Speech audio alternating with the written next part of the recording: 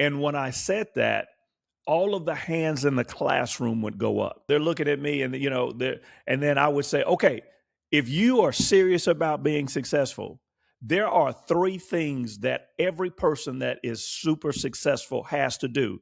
And I'm going to tell you what they are. Number one, so I grew up in Austin, Texas. My mother was separated from my father, I guess around 3 years old. So there were two other siblings as well. And so my mother was a very hard worker. So she was working quite a bit. They say that it takes a village to raise a family. And so I think our family was picture perfect for that. I had a number of my aunts that actually kind of babysat and helped us during the day. And my mom worked long hours. But of course, communities that we grew up in were communities where people were in the same demographic. Most of them were single women, head of household families. And so during the course of the day, with the absence of, strong father figures, kids could get into a lot of different things. And we were actually good kids. But I think for me, I was a lot more emotional, a lot more driven, internally driven. As I continued to age, I think some of the things that were impacting me, including, just the family brokenness, then being around other boys that, were a little bit more devious than me, it began to rub off. Back when I was coming up, kids went to kindergarten. I was the only kid in our family that did not go to kindergarten. I went to first grade and I was doing well. And as it turns out, from what my mom said, I was just right in there with everybody else, not having gone to kindergarten. So I think that right there was a good sign. And then I've always been a curious person that really likes to learn. And so from first to fourth grade, I think that was standard. I think where the problems came in is fifth and sixth grade. Fifth grade was a disaster, as I recall it, because I was fighting a lot and just really disruptive and in the thick of just hanging out with young boys that were not focused on any kind of educational accomplishments. And so that kind of had its impact. That carried over into sixth grade, going down that high at-risk pathway that a lot of, unfortunately, Black and African-American kids go down. And so I was very typical in that regard. In January of 1979, I had an experience right before my birthday. My birthday is the 24th. And before my birthday, I was still 12 technically. I had a dream, and it was a dream in which I died a really, really violent death. And I woke up from that dream and it shook me to my core, because all of the while, like the fighting, the cussing, the acting out, I just kind of felt like it really wasn't me. And there was a distinction there, but yet I was trapped in that cycle. And as a kid, I didn't know how to get out of that. Obviously, I needed a lot of help, but that dream really shook me up because I was very conscious of the fact that I should have been doing better. And after I had the dream, I said to myself, I have got to do better.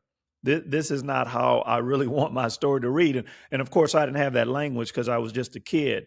But what I did immediately is I stopped fighting and I stopped cussing. And even some of the guys that I was hanging out with, I stopped hanging out with some of those guys. So there was a real push to be a better person than I was at that particular point in time. As it turns out, I had an uncle that had just finished seminary and had established a church in Dallas. And him and my aunt actually were wonderful people. And they had two kids that I was pretty close to. And whenever their kids were in town, we would hang out a lot. And for some reason or another, unbeknownst to me, my aunt asked if I could come to Dallas for the summer. I mean, I didn't have anything to do. And so I was 13 at that point, and I went to Dallas. And of course, I got into another environment. And I think that's where things really began to change, because I realized that the environment that I was in, I didn't really have to be a part of that. It is where I had the identity shift. And of course, in the book, I talk about the experience I had with God, and just made a commitment that I was going to live in a morally upright way and to walk the good path. That was transformative, because the thing that was really amazing is there was just a lot of fruit from that immediately. The environment that my cousins lived in, first of all, my uncle and aunt, they were middle class Black people, very close to upper middle class. So being in that environment, they had a really nice house and that kind of thing. So just being in a completely different environment where it's like, okay, now there's hope and there's a realization that, you can make good progress. And then somehow, once again, my mom and my aunt got to talking. The decision was made for me to stay in Dallas for that school year, which would have been my 8th grade year. I was all for it. I was enjoying the time with my cousins, the new environment. As it turns out, I found out I was a good student, made all A's that year. I'd never seen an A before. So I realized that, hey, I do have a good plan for me in life. And so that's where I really began to change the way that I thought about life. This particular pastor that I'm speaking of, I had the privilege of being involved in a relationship where I would see him on a regular basis for about 15 months. And there were actually 3 things that he said that even to this day are still working with me. And I look back and I realize now that it was intended to be. Sometimes people say, well, certain things were meant to happen in a certain way, and it was just for you. And in the company of the persons that I was with at the time that he said these things, I don't know if anybody remembers them to this day. But if he didn't say them for anybody else, he was saying those things for me. And sure enough, those things will really kind of be prophetic and they will kind of play out in my life. And so one of them, the first really impactful one, was the dream. This was a dream that this pastor had, and it was a dream about these mountains. It was about a people that could not be destroyed. And he goes through and he tells the story, as I tell in the book, that there was these mountains that they were shining in the sun, and as he begins to see the dream, and then he notices that faces are carved in the mountains, and there's God there, and the mountains represent beauty. They're wonderful, they're majestic, but then these storms come. And they're really, really violent storms. And the storms are really designed to tear the mountains down. And he's watching it, and they're not having any impact. And then recognizing that these storms were driven by evil forces, Satan, and other forces, God says, go ahead and try. And they did for a while, but they abated because they couldn't destroy the mountains. And that just stayed with me for years. It's like, what's the significance? I mean, it was something that was speaking to me in the depths of my person, but it's like, what's the significance of this story that was so penetrating to me? And sure enough, it would take almost 20 years for me to really fully begin to understand what that really meant. And I think the last time we talked about one of the major issues in my life, it was at the car dealership. And as it turns out, this problem actually kind of started during those years. And basically, it was a financial storm where the people that were around me were just encouraging me to file bankruptcy and start over. I didn't really necessarily want to do that, but the circumstances were saying, yeah, file bankruptcy. But as it turns out, once again, the relationship that I had with God was important to me as it is today. It's always been important to me. And just as I was going down the road of life and just really looking at different options, I didn't really feel that was the best thing for my family. I mean, the circumstances were very dire. I didn't feel that was the right path, rather, for me to take. As it turns out, I got some help. And as I sought counsel and continued to really just spend time in prayer, I saw a pathway. But that pathway was going to mean that, God was going to have to really, really step in a huge way in order for that to happen. And it was at that moment that one morning I was actually just listening to a sermon from another pastor. This pastor was just talking, and he said something that was really profound that rocked my world. And he said that many of God's children love him, but they don't trust him. And that just really, really hit me at that particular point. It was like, okay, so what are the differences between the two? Am I a person that loves God? I knew I loved God, but do I trust him? Where am I not trusting him? And so just all of those ways of thinking, and I began to process those things and just ask questions. I realized after a short period of time that, yeah, there was a pathway out of my situation without filing bankruptcy, but that pathway was going to be through trusting God. And so that's where that understanding came from. But the mentality, the mindset, that was the biggest piece in that, because what do you believe? Do you believe it's best to file bankruptcy? Or do you believe that you can get out of this dark, hopeless seeming situation in a positive way? I do see, unfortunately, many Black and brown children falling in the victim mentality. I actually, as a part of doing this work, took 2.5 years to really get this book from manuscript development all the way through publishing.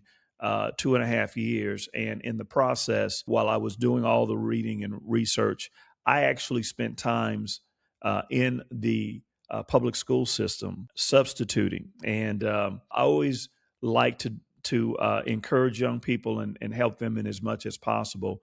But one of the things that I have seen, unfortunately, with a good number of Black and brown students, the mentality that I am going to live in this particular way, or these circumstances that are governing my life, this is my reality and this is what I'm tied to.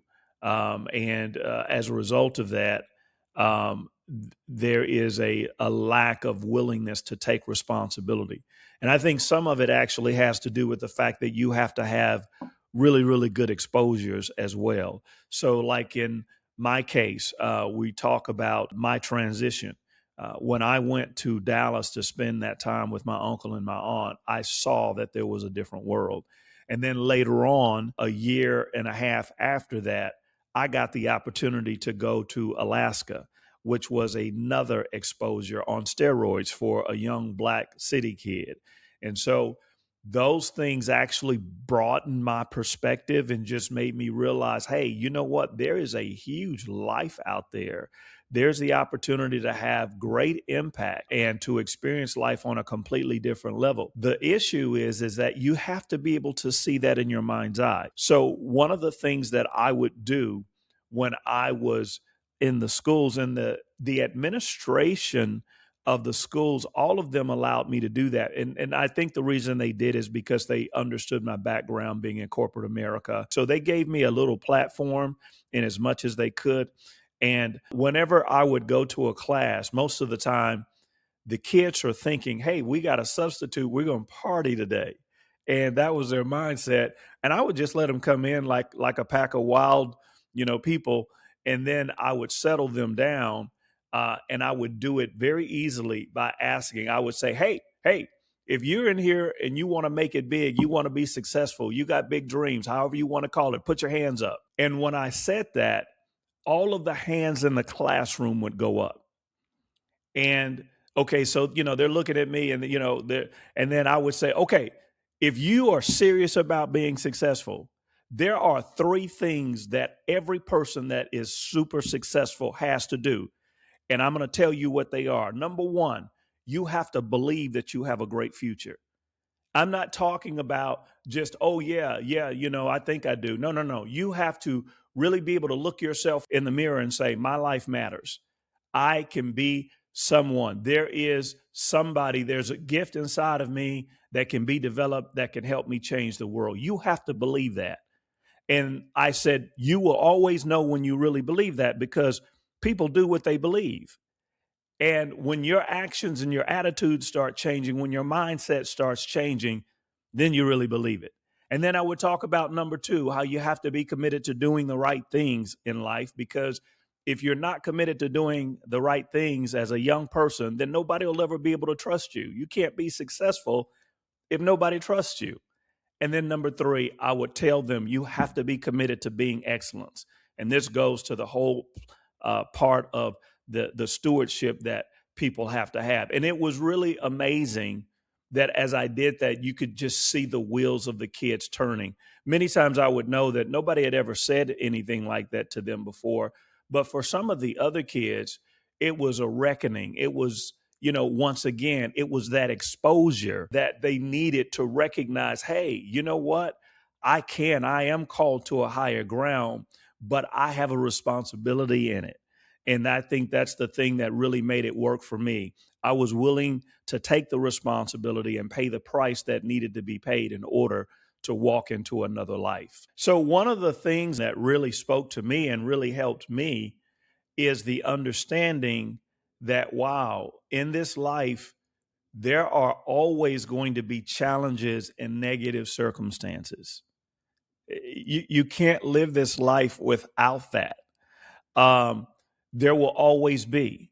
And for many of us, particularly Black and African American people, it starts just from the time we're children in the environments that we're raised up in.